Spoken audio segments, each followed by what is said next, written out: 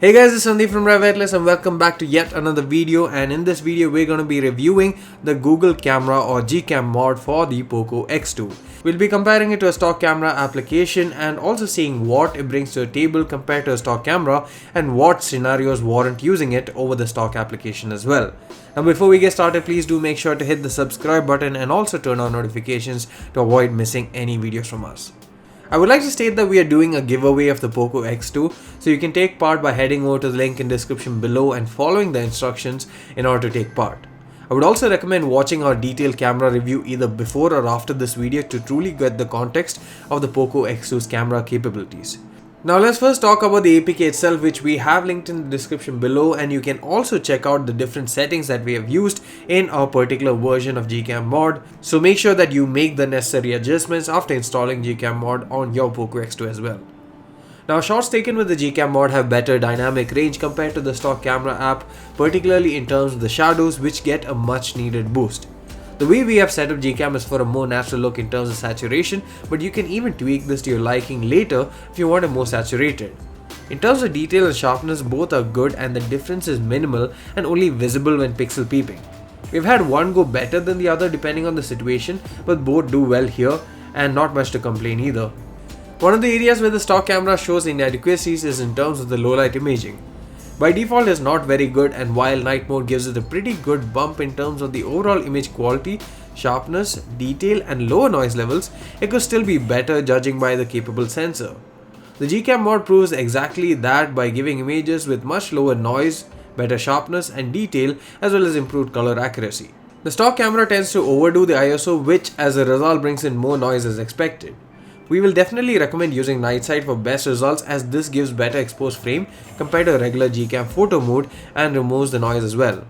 Here you'll see with image stacking that Gcam is able to maintain lower ISO, while the night mode on the stock camera goes up to 7 times higher in terms of the ISO level. Night sight is also better during daytime in order to get a more color accurate frame and also to avoid shakes as well. There's better sharpness and detail on the portion in focus on Gcam mod during the portrait mode, and the dynamic range is also better when you take shots with the sun hitting the object or subject from behind. The edge detection is also superior, and overall Google camera is definitely the way to go when capturing portraits, but the downside is that it only works on humans and not on animals or objects.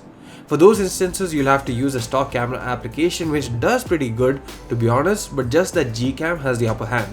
The front-facing camera photo observations are pretty much in line with the rear camera as well, but with a slight difference, and the difference is primarily in terms of the noise levels as well as the sharpness. Pixel photos are sharper with more detail but do exhibit higher levels of noise than the cleaner looking stock camera photos. This is visible primarily when you pixel peep, but is there nonetheless. In terms of portrait mode, the subject separation is much higher on Gcam thanks to the shallower depth of field and more aggressive blur applied onto the photo, but I do know that there are few people who may prefer the more laid-back approach given by the stock camera here, and one advantage of the stock camera portrait mode are the lighting effects and the ability to tweak the blur strength by adjusting the aperture effects from f1.6 to f16. But there's no denying the fact that Gcam mod produces more visually striking images which also have better edge detection, while the stock camera tends to go wrong with certain areas such as the ears. Gcam isn't perfect either, even that goes wrong at certain areas, rarely, but the error is less obvious when you zoom out.